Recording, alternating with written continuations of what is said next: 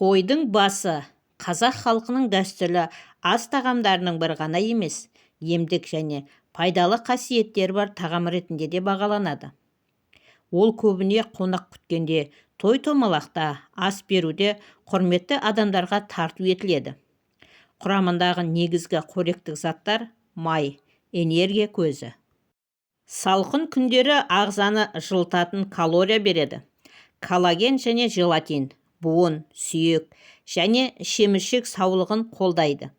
Амин қышқылдар бұлшық еттен тіндердің қалпына келуіне көмектеседі. Микроэлементтер фосфор, кальций, темір, мырыш секілді минералдар сүйек пен қан түзу процесіне пайдалы. Пайдасы: буын мен сүйек саулығына. Бастың сорпасы шеміршек пен буын қабынуын азайтуға, қозғалысты жеңілдетуге ықпал етеді.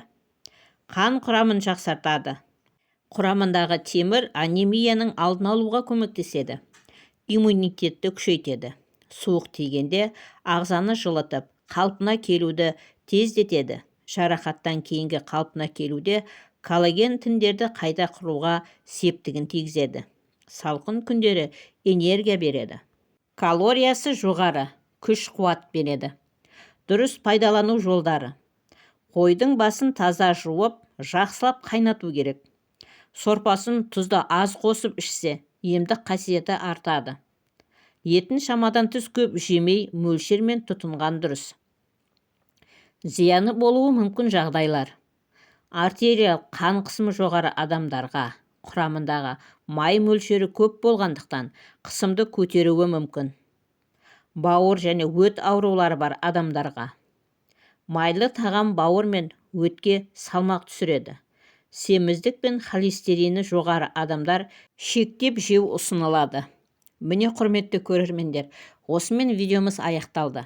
Егер видеомызды пайдалы болды деп тапсаңыздар, арнаға тіркеліп, лайк басып, пікір қалдырып, қоңыраушаны баса кетуді ұмытпаңыздар.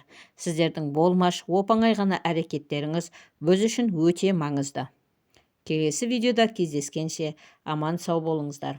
Ақпаратымыз пайдаларыңызға жарасын.